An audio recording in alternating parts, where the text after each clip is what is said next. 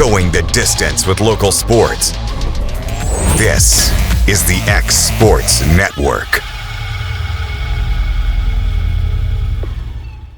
Comprehensive care with a compassionate touch. That will always be the guarantee at Encompass Healthcare in Etheridge, Tennessee. Whether you're looking for primary or urgent care, x-ray services, or weight loss treatments, the team at Encompass is equipped to serve your needs today. The doors are open Monday through Thursday from 8 to 5 and from 8 to noon on Fridays. Make an appointment with providers Kendra Brown, Tori Cox, or Ellie Brown today. That's Encompass Healthcare, located on Highway 43 North in Etheridge, next door to Chapman Tire.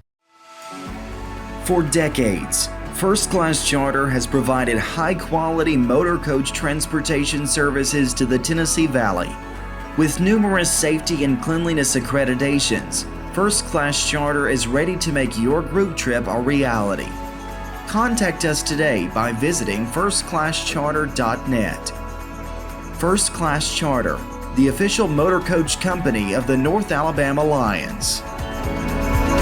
Flooring sets the tone throughout your home. For flooring that makes the right first impression, start by choosing us, Floored by Justin. A one-stop flooring destination. Our new location stands alone for unequaled customer service and selection. Owner Justin Story's mastery of custom hardwood inlays means every room can have a custom look. Discover how the right choice of hardwood, laminate, carpet, or tile can set the tone in your home. Contact Floored by Justin today.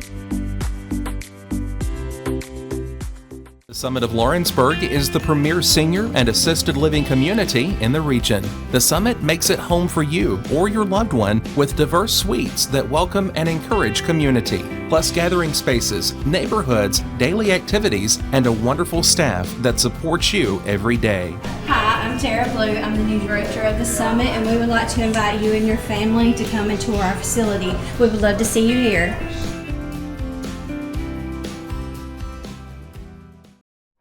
There's no job too big or too small for Gonzalez Lawn and Landscapes. Owner Chris Gonzalez works hard to make your commercial or residential properties one of the neighbors will envy. You won't find a lower price anywhere else, and that's a guarantee. We offer mowing, landscape removal, small construction jobs, and more. Our team is licensed and insured to ensure the best work for Lawrence County and surrounding areas. Your satisfaction is our goal. We won't leave until you're happy. Call today to set up a free quote.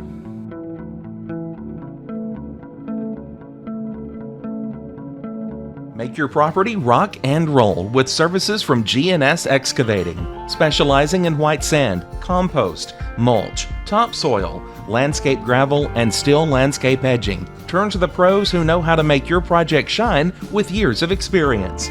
The best part is they're locally owned and operated.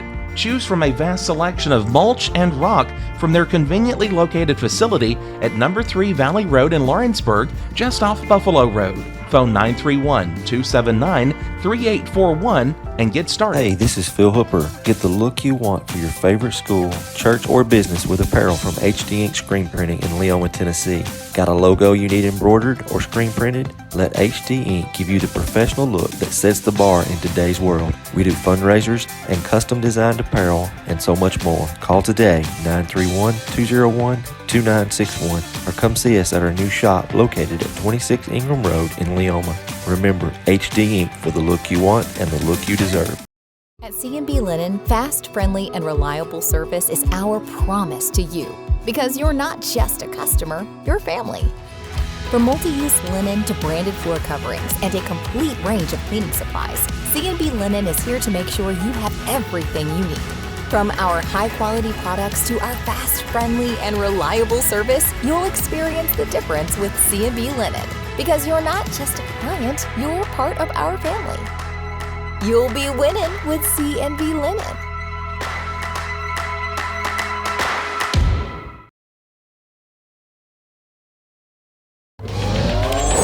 Going the distance with local sports. This is the X Sports Network. Kids. Welcome here to X Sports Live, brought to you by C&B Linen. AJ Good, Michael Mark, sharing some fun college stories of, I'm sure everyone listening out there has had what are the, How did you get through college? You know, some of your kids are older, starting to get that age. Mine are not close, and Daddy doesn't want to think about that because it would break his heart. But like some of the classes that you took where you're like, well, like, how did you get through college? I'm like, let me tell you. Yeah. Let me tell you. There was a history of chocolate class at UT. I didn't take it. Really? But I got really close to. I ended up taking some like math class that I regret taking, so probably should have taken the chocolate class, but you got some interesting stuff. We had a history of baseball class that I put in for, and they wouldn't allow me because legit, out of the professor's mouth, he called me in for a meeting. He goes, "You'll ace this." He goes, "This is for people that don't know as much." He goes, "You already know this." I'm like, "That's why I want to take it." Exactly. And me and you can talk about things and bounce things off. He goes, "I know, but this would just be too easy for you. You already know a lot of this stuff." And I'm like, "Come on, man! I need, it's college. I need something easy." Give me gimme. And then I was telling you, when I transferred from my NAI school to the Division III school, because my NAI school was a Christian school, Assemblies of God. Now, for those who don't know, I grew up in the Assemblies of God, way different than what you grew up. Yeah, complete opposites, or I should say, complete opposites of, or however, we all believe in God, but. So I had to take a Bible course every semester, and I was there for 2 semesters, and some of them, like, you doubled up on courses. So when I transferred from the one to the other for baseball reasons, half of my credits didn't transfer. So technically, I was still a sophomore. So I played baseball my junior year, didn't my senior year. I had to like jam because I wanted out in 4 years because I knew I had a job waiting on me in Charleston, West Virginia. So my last semester, my last year there, I took 30 hours in both semesters and still went home on the weekends and was a sports reporter. Wow. Yeah, I would say that beats anything I've even attempted college-wise. I had like a semester with 19 hours and never did that again. Well, some of it was like internships and some other projects and whatnot, and like I got like 3 credit hours for working on this play. Oh wow! But it took up a lot of my time. But some of the like extemporaneous speaking, which is the art of you get a topic, you got 5 minutes to research it, then you got to talk about it for 10 minutes. Ooh. But this was like right around Hurricane Katrina, so we had a lot going on. You should have seen their faces when I pulled up every news article warning people in New Orleans for 2 weeks. Hey, a massive hurricane's about to come. Y'all need to leave. And nobody did. And by the way, they never mentioned those in those Hurricane Katrina documentaries. Like, some people probably didn't have the means to leave, and I get that. But the rest of y'all that stuck around and got flooded in, that's your own fault. Yeah, I would say it was a big deal. Well, because, New Orleans, they'd had hurricanes and thought it was going to be nothing, and then it turns into one of the biggest disasters in United States history. Yeah, just one of those things. But, I took that, but my final semester, I was telling you, even though I graduated, I had to go back for 8 credit hours in summer school, and I took an art class where our teacher, all he said was, as long as you show up every day, you're going to get 1 or 2 grades. A, you tried. B, you tried. A+, you're good at art. Yep. I got an A. Because I showed up every day because I wanted to get out, and I still went home and reported on the weekends. The other one was politics and film. We had 25 classes. You watched 25 films. You had to watch. You had to do a 3-page paper that had guidelines and outlines, so it wasn't like you're flying blind on it. On 15 of the 25, I did the first 15, and I had 2 weeks.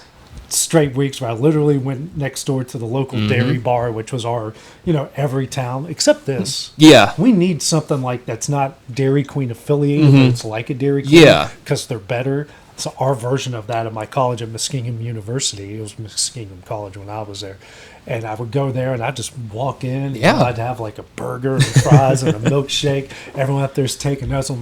Yeah. Y'all enjoy. I already did all this, Yeah, I would say college you have some interesting experiences. I remember one time we had like a pizza party, and then we watched like a 9/11 documentary. I mean, it was just like... Was it conspiracy theory documentary? No. It was one of like these... Just like... Yeah, it was like these... Minute by minute, hour by Yeah, it was these guys that had come over to like do a documentary on like the New York Fire Department, and then... They got caught up in the middle of that. They were like brothers, They were like right at the base of it when that... When it came down, that's a good one. I've seen some. I've watched a couple of the conspiracy ones. I'm like, man, It's too deep for me. It's too deep. Like, and the older I've gotten, some of these conspiracies make sense, especially in light of recent events. I'm not going to go too deep into those, and we're not going to be talking about data centers. So we might have talked about college, but we ain't touching. Yeah, no. 50-foot pole. That's for y'all to talk about. We ain't talking about data centers or my head already hurts to listen to enough people talk about that. We're not going to go down there. What we will talk about, Mike, is district tournaments have already fired up, and for the rest of our teams, will start tomorrow. Loretto getting a surprise. You ain't playing Forest. Yeah, you got Community. Yeah, Community got an upset victory Monday night in the play-in game. They had moved it up a day earlier, obviously, due to weather. And I think it's going to be a good test for Loretto because you step into the district tournament, you got a team coming in that you've dominated twice this year. You'd like to think that the same thing's going to happen a third time. Yeah. Obviously, Forest did, and look at where we are. I asked Coach Curtis yesterday and inside the locker room that's coming out at 2 o'clock today, how do you get the team motivated for something like this? And he goes, you just show them that game from Monday night. That Forest thought and I don't want to say that they were overconfident, but they felt like they had that one in the bag, tried to pitch off, and it ended up costing them. Yeah, and they're done now. Yeah, I would say it was a team that was inside the top 10 for a good majority of the season. And 2 weeks ago, they were in that driver's seat with Loretto as a team that was going to host all of their games except for when they played Loretto. You get swept by the Mustangs, you get swept by Summertown, then you lose this game. Man, you picked the wrong stinking time to go flat. Yeah, they lost their last 5 district games. Which happens in high school baseball. Sometimes that happens, and they picked the wrong time to do it. Yeah, and it's going to be an interesting tournament now with Community in there. They got two lives now, and they'll put that first one on the line tomorrow night at Gary Lamb Field. Yeah, and it's just let you know. I was talking with Lawrence County's Coach Clint Wright about it, and and Giles County and Marshall County going to play over here at 6 o'clock. We won't have coverage of that, but we will have coverage of the rest of the tournament. No matter who's in it, we will have all the games, NFHS Network and on YouTube. So we're going to have all of that coverage coming up. We're excited for that. Starting at 4:30. Yeah. Tullahoma, Franklin County. That's going to be a good one. A lot of fun. Yeah. I'm really looking forward to that game, and Lawrence County will get the winner of Giles County and Marshall County, but unlike your tournament, that one it's not double elimination, or it is double elimination. But the playing game doesn't hurt you. Yes, and that's what makes the tournament even more, that much more exciting because Marshall County can upset Giles County, but it's not going to hurt Giles County too much. They're just going to have to make the long trip out of the losers bracket, but I think that adds a little bit more fun to it. I mean, a 5-team double elimination bracket, there's a lot to go on there. Yeah, and Summertown's got Cascade, who they split with. I talked with them. They're inside the locker room, drops it. It's already dropped. I would say came out earlier. At noon today, they're really excited. Brent Blackwood, their head coach, he's really pumped about where his team is right now because – they're hitting the ball. I think their approach to the plate has been better. See way more opposite field, and they're going the opposite way with power. Yes, which is huge. Which means this team is really dialed in.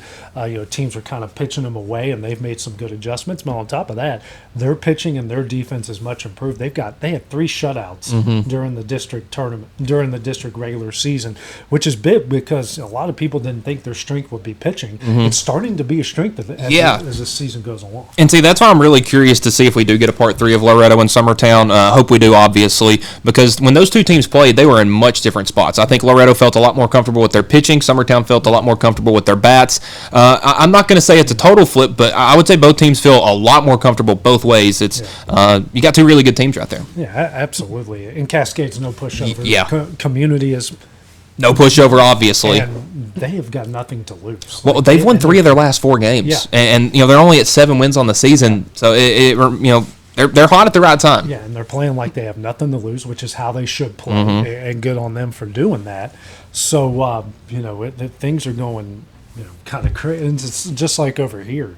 Lawrence County is going to get the winner of Giles and Marshall County. I mean, that's a big game here tonight, but those teams are going to come into that game 7 o'clock tomorrow night thinking, what do we got to lose? Yeah. They've already, qualified because of their district rules. They've already qualified. We've got nothing to lose right here. Exactly. Throw every arms available.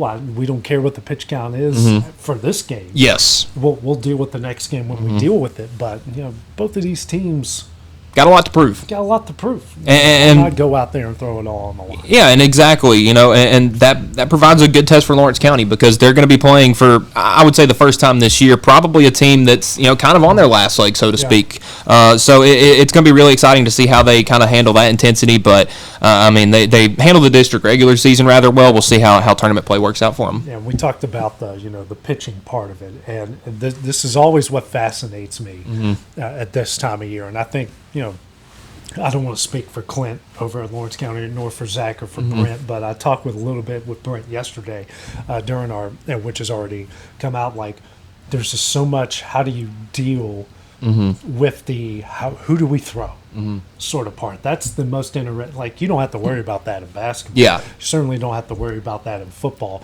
Softball, you do. Baseball, you do. Volleyball, you don't. Like it. That's what makes these sports so like. Softball not as much because you can throw the same person over and over again, but in baseball, like there's got to be a strategy with that. When do you throw your best? Do you throw them right off the get go? Do you throw them here? Do you throw them there? But because none of these games are guaranteed wins at this point. Yeah, and that was something that I also kind of talked about with Loretto was given that they only were able to play 24 regular season games, was Coach Curtis happy with what he was able to get through innings-wise? And he's got 7 guys heading into the postseason that have thrown at least 13 innings. So it's not a monumental amount, but definitely enough that you feel very comfortable with the arms you got going in. And how do you space them out? Like, how does somebody play this much here? How does someone play this much there? Like, there's this... Well, and it's going to be interesting because you got to win 3 games at minimum to win this tournament. Right. And in district play, you're only playing 2 games. So, you're going to be seeing a whole lot of new pitchers that guys haven't seen yet. So, I think that also makes the district tournament that much more fun. And a guy that, may have been your closer in one of those games, he may have to start like a game 3. So, it definitely is. And that's what I love about baseball so much, the chess match. Yeah, and, we're starting to see the district tournament start to shape up on the softball side of it as well, even though Loretto's got one more game. Yes. They're at Cascade tonight. It got rained out the last couple nights, but they're already in that 4 or 5 game with Forest, I believe. So they got to go to Forest, and that is a true win and get in situation. Yeah, and it's similar to the baseball side, and it's going to be a challenge for the Lady Mustangs. But I look at that their district game last Thursday against Summertown, where they only lost 4-0. Yeah. You started to see some things build together. Obviously, tough loss to Community on Monday, but you got one last chance to try to put a win in the win column for district tournament or for the district regular season with tournament play right around the corner. It's going to be a quick turnaround. Yeah, absolutely, Mike. Let's switch gears to something. It's not so much a local story, but it can be a local story. It looks like the NCAA tournament is going to go from 68 teams. I think I did the math right. To 76 teams starting next year. Yeah. What are your initial thoughts on what? Because just to kind of break it down, that's not going to. They're going to the first rounds. It more affects the first 4. Yes. Instead of the first 4, it's going to be the first 12, and they're going to do instead of like 4 games for 4 spots, they're going to do 8 games for 8 spots. Yes. And they're going to be in 2 different locations. Dayton's still going to be one of them, and they'll go somewhere else. So it doesn't affect like the overall tournaments. I think it affects more of those 3-14, 4-13, or the it's 6-11. Yeah, or 5-12. 5-12 games. It's going to affect more of those. Yeah, and I'm not a fan of it at all. I think this is. We were just talking about a couple of weeks ago. Well, it's probably been a couple of months now about the women's tournament. How you have 20 and 30 point spreads in the Sweet 16. Yeah. Now you're going to have UConn playing a team with I don't know whoever's at the bottom of the barrel, and it's going to be like that all the way until the round of 32, the Sweet 16, even the Elite 8. But the real problem I have with this is everybody's like, oh, that's a good thing. We'll get more mid majors in. All this is going to do is give a 15 and 17 Auburn team an in. Yeah. It's going to give a bad Oklahoma State team, something like that, an in. It's not going to, a 28 and 5 Belmont's not going to make it now. It's only going to help these bigger schools. So I think it's just going to water down the NCAA tournament and make it not as special. Selection Sunday was always a big deal to see if you were one of the teams that made it, and now it feels like it's more of a shock if you don't. And And it's clearly, everyone knows this is for the SECs, the Big Tens, Big 12s, ACCs of the world. I think it also helps those higher mid-majors. You mentioned, say, a Belmont. Out of Missouri Valley is known as a very good league. Yes. Missouri Valley could be a 2-3 bid league Possibly now. 3, yeah. Okay, say if Belmont does go 28-5, they spend a couple weeks ranked in the top 25. They lose in the conference championship game. They might have a really good chance to get in there. Or you think about the West Coast Conference with St. Mary's and Gonzaga and that bunch. Okay, St. Mary's and Gonzaga will get in. Well, maybe it's a San Francisco or Santa Clara, a team that made it to the semifinals. They're sitting there with 27, 28 wins. They got a pretty good chance to get in now. But I think it benefits maybe a Vanderbilt who barely won 20 games, finished, 8-10 in the SEC, won a game in the tournament, and now they're going to get a chance to play for a 12 seed. It also helps my team, West Virginia, who kind of fumbled down the stretch there, and they're sitting there with 18, 19 wins. They end up winning whatever that bubble tournament, I can't even remember what it was, but they beat some good teams along the way. Maybe that could get them to sneak in, but I wouldn't be excited. I'm like, you just gave me a freebie. We don't deserve we didn't deserve to be there this year. Why would I be excited to go in there? Yeah, we might spring an upset, but we might lose by 20 in the next round. Exactly, and that's what I think is, it's like, we have a more chance of a Cinderella, but I think we've seen in the last couple of years that, if one makes it to the second weekend now, it's a big shock. And the NCAA tournament, I think, is the most fun postseason in all of sports. I feel like I mentioned earlier, it kind of waters it down a little bit and makes those opening round games not as exciting almost. Yeah, and you mentioned because this affects the women's side of it too. And in one way you can look at it from, say, UNA's changing conferences and going into next year. That's UAC all across the board, even though it looks like, you got West Florida that's coming into the ASUN. They're going to join the UAC in football. And we'll get into that. That's the next topic. Don't want to go too far. But you would think, naturally, it makes you think, okay, what if the ASUN or what if the UAC has two 25-plus win teams? Both of them, they've scored some Power 4 upsets along the way. What if they both, you have a 27-win and a 26-win teams in the championship? Does both of them automatically get in? But in all reality, they should. In all reality, that's not going to happen. Yeah. That doesn't help these conferences. It's just helping the people at the top. Yeah, and looking at it, some of the teams that would have made the men's tournament this year had it been a 76 team tournament: Oklahoma, Auburn, Indiana, Stanford, Cincinnati, and Seton Hall. That doesn't make the NCAA tournament better for anybody, except maybe Bruce Pearl's a little happier for that first weekend. But and listen, Auburn won the NIT. They should be proud of that. But again, they weren't put in for a very good reason because it's like, they had all these quad 1 games. Well, they didn't win any of them. Right. And who are you going to see in the tournament? Quad 1 teams. Yeah.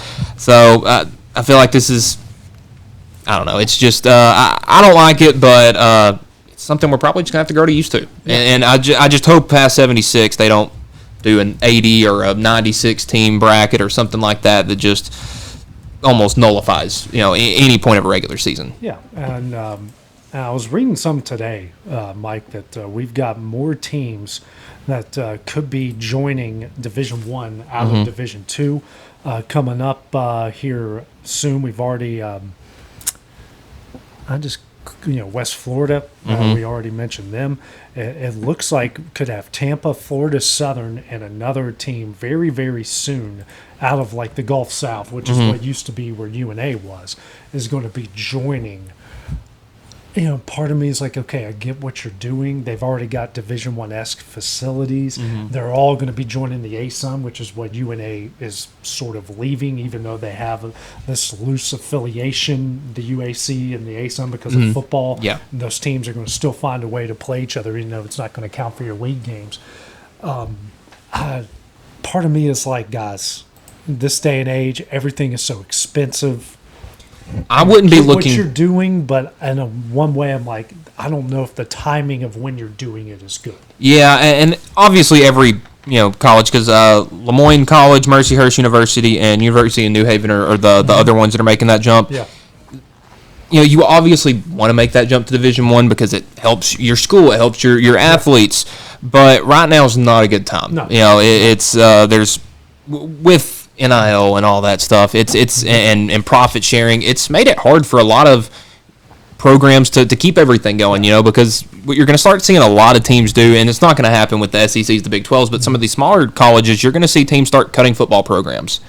We've already seen it. Exactly, and what that's going to do because of Title IX is that's going to take a lot of Olympic sports away. The swimmings, the tracks, the this, that, and the other, and then that hurts the United States and the Olympics coming up. And you notice how those have gotten a lot closer coming up. But you like to see schools make a jump up, but right now, money-wise, it's not a good time. You mentioned Arkansas is cutting tennis. Yes. That's an SEC school cutting SEC programs. You would think they wouldn't have an issue with retaining programs.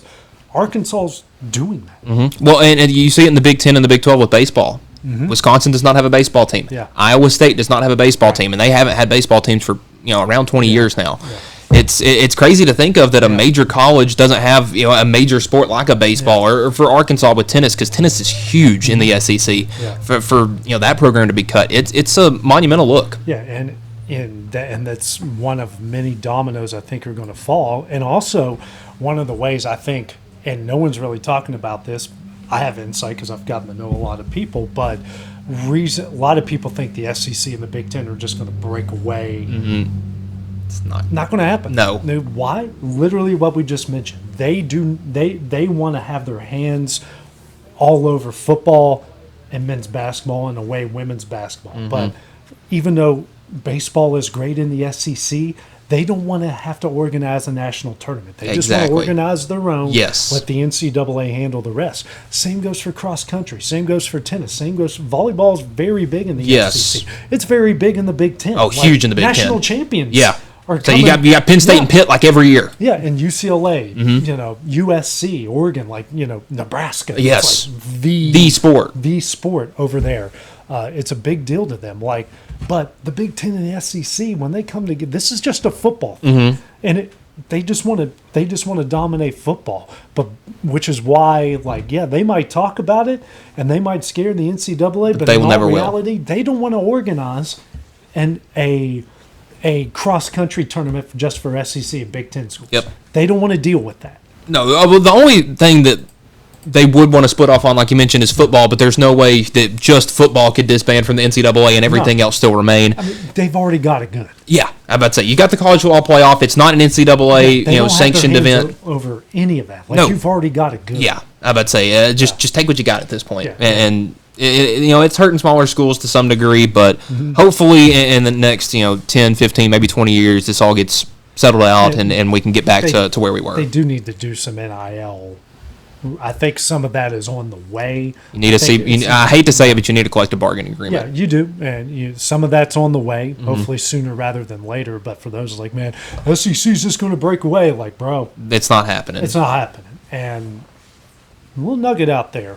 All the rest of these leagues in Division I have a lawsuit ready to go if they even try it. Exactly. And that will get them so tangled in the courts, it's not even worth trying. So and the NCAA's had a lot more success in court recently than they had in the years past, so they're definitely not somebody I'd want to mess with right now. When you're talking player stuff, they lose, but when you're talking big picture and you're talking schools and you're talking conferences, NCAA wins a lot of those.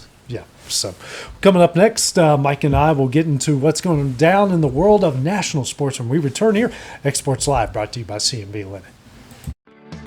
A Moment in Real Estate with my dad, Jeff Hood. I get asked a lot about what the market's going to do. How's the real estate market? I've been selling real estate for a long time. And nobody has a crystal ball.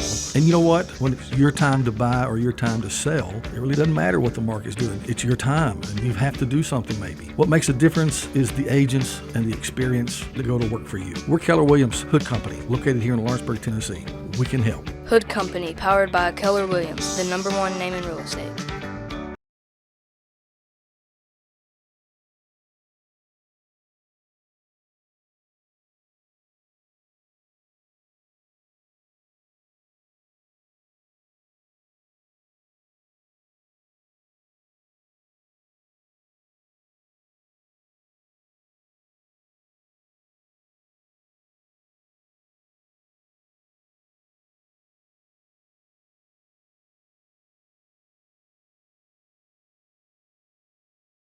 There's a reason owners Tyler and Cindy McDowell chose the name In Service for their towing business. They did because it's their goal to be in service for you on the day that you need them the most. In-Service Towing is now known far and wide for their response time because minutes matter when you're broken down, or their 24/7 availability. You can call them anytime for service. Their professional team with years of experience and their fairness, plus their know-how in dealing with the unexpected. But the thing that In-Service is known best for is how they treat their customers, and that's like family. When you need them, call them 931-843-9098. Jack Davis Insurance, located at 201 West Gain Street in Lawrenceburg, has you covered through life's obstacles. Jack Davis specializes in group insurance for businesses and institutions of all sizes. With coverage for life, accidents, cancer, critical illness, short-term disability, dental, and vision, Jack Davis can customize a plan to meet every need. Now available Medicare plans for seniors. Contact Paige Davis at 931-492-9284 today for Medicare Supplement, Medicare Advantage, and prescription drug plan insurance. Serving Lawrence and surrounding counties since 1987, call the team at Jack Davis Insurance today at 931-242-5225. At C&B Linen, fast, friendly, and reliable service is our promise to you. Because you're not just a customer, you're family. From multi-use linen to branded floor coverings and a complete range of cleaning supplies, C&B Linen is here to make sure you have everything you need. From our high-quality products to our fast, friendly, and reliable service, you'll experience the difference with C&B Linen. Because you're not just a client, you're part of our family. You'll be winning with C&B Linen. Going the distance with local sports. This is the X Sports Network. Welcome back here to X Sports Live, brought to you by C&B Linen. AJ Good with Michael Marks. And Mike, we were just talking. Mike is all about the NHL playoffs right now because things are getting crazy. When you look at the West, the Stars took a 2-0 lead. Minnesota's won 3 in a row. They can clinch it tomorrow night. The Knights, the Golden Knights, and the Mammoth. Again, that's great. The great mascot series. Yes. They're tied up at 2. The Ducks kind of working an upset. They're up 3-2. They play tomorrow night against Edmonton.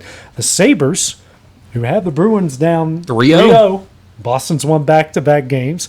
The Flyers had the Penguins down 3-0. Penguins have won back-to-back games. They play tonight. And Montreal won the first 2 in Tampa. Then Tampa wins the next 2 in Montreal, so they're tied at 2. They play tonight.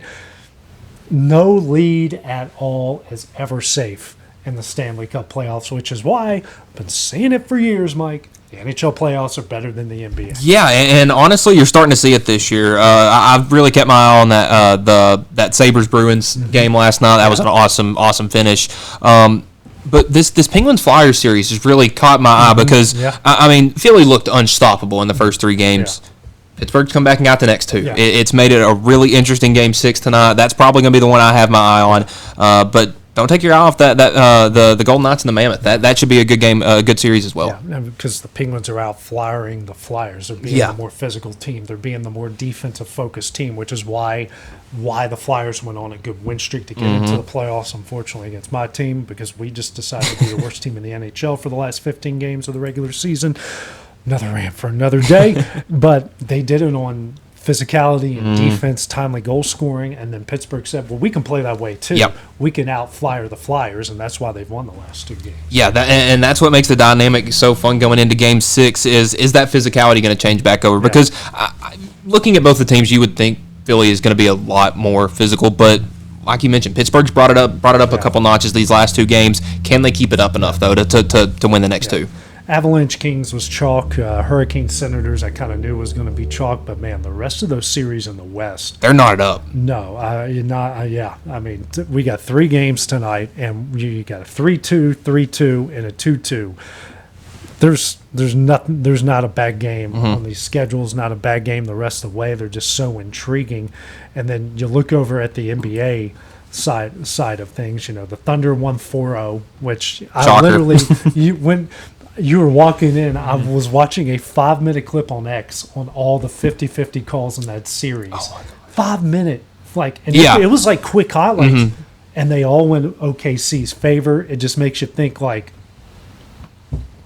I almost kind of want the Lakers to beat the Rockets tonight, just to see what the NBA would do with Thunder versus LeBron. Yeah. I mean, that might be an even matchup when it comes to that. Yeah. But that series tells you everything you need to know about the NBA. Yeah. And now I don't think Phoenix was a better team than OKC whatsoever. One, maybe two, but the it being that one-sided officiating in the playoffs can't happen. No, can't happen at all. Spurs beat the Trailblazers in 5. Thunder beat the Suns. Lakers go.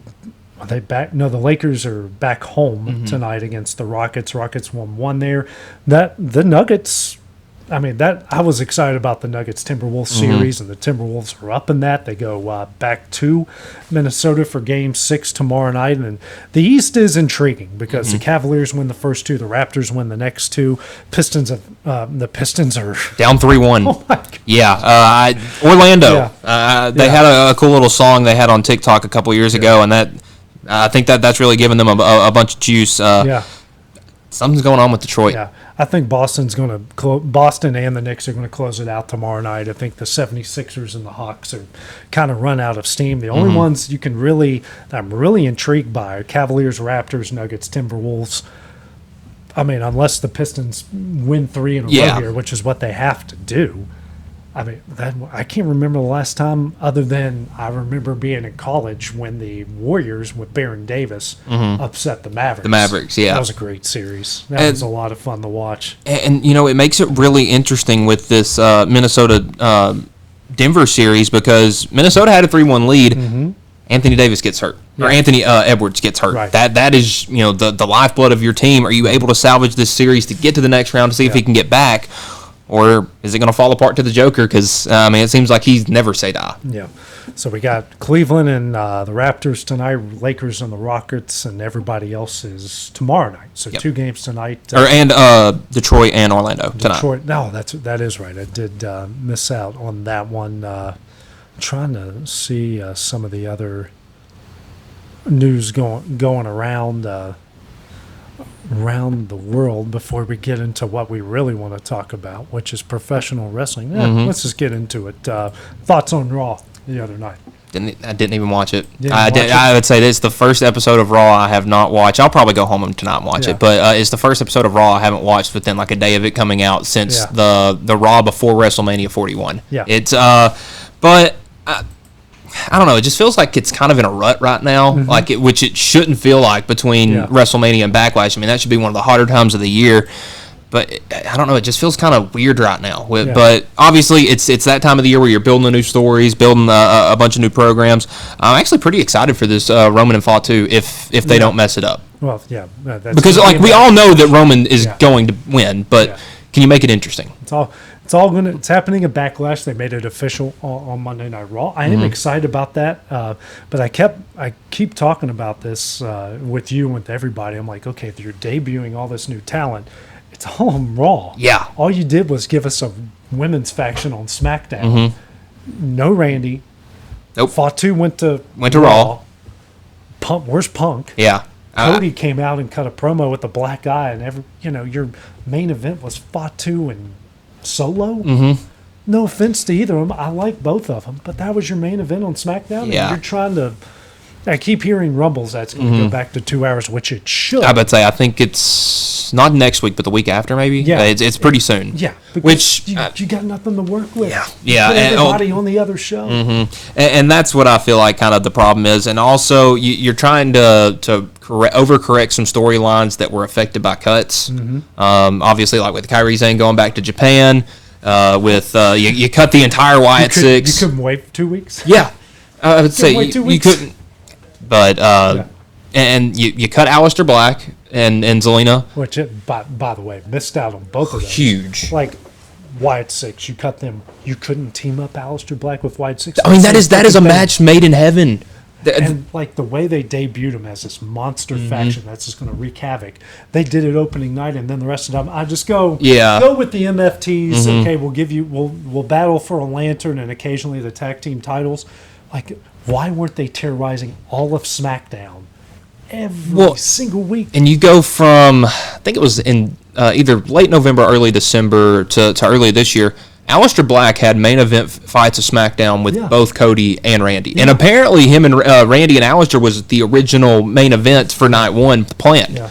And I also heard rumors that Black was originally supposed to be on the guy on the phone. The guy on the phone, yes. Randy, and they did some teasing on, potential either faction with them or them meeting up for a match somewhere down the line. Then you cut the guy. Yeah. I'm like, by the way, you're a $1 billion organization. You're making money hand over fist. Why are you cutting? Why are we cutting people? Yeah. Because already, SmackDown already feels kind of barren, and it feels like 90% of those cuts were SmackDown. Yeah. I mean, obviously the Wyatts, Aleister, all those were SmackDown. Yeah. And all your new people that you brought up, okay? Saul Rokem, Raw. Ethan Page, Raw. I would say Obafemi, Joe Hendry, Javon Evans, they're all Raw. The only people that you brought up to SmackDown are Trick Williams and JC Jane last Friday. Yeah, and her whole fatal attraction. And then I saw new people debuting on NXT. I'm like, because they cut some in it. And by the way, they cut both of the winners of that LFG show, which that doesn't make that show look any good. Yeah. Yeah. Like, what's the point of watching it? You're just going to cut the guy. 2 weeks later. Take him up to NXT, give him no push, no nothing, no direction, and then cut him weeks later. Like what? What are we doing? I think it's going to take a couple of weeks to get back up on its feet, and I just the month of May is so bogged down for them because you have that first weekend with Backlash, the 9th, and then 2 weeks later you got Saturday night's main event. I think it's in like New York City or something, and then the weekend after that you have Clash in Italy. So you got a lot going on and not a whole lot of time to make stuff happen. Which, by the way, that's their fault for scheduling 3 shows in 1 month. Well, because then, this was around the time last year when I was saying, guys, it just feels like there's too much stuff going on. And same problem again year over year. Here we go. It's same different day. Have you got a chance to watch the Hogan doc yet? I started it. I surprisingly, I thought we watched pretty much the whole thing during WrestleMania commercials. Off to a good start. I've also I started the Shawn Michaels documentary on Peacock.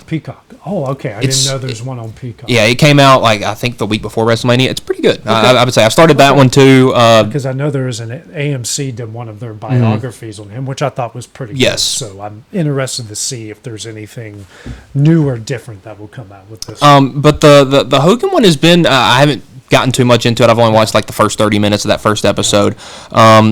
I've got a lot of hope for it.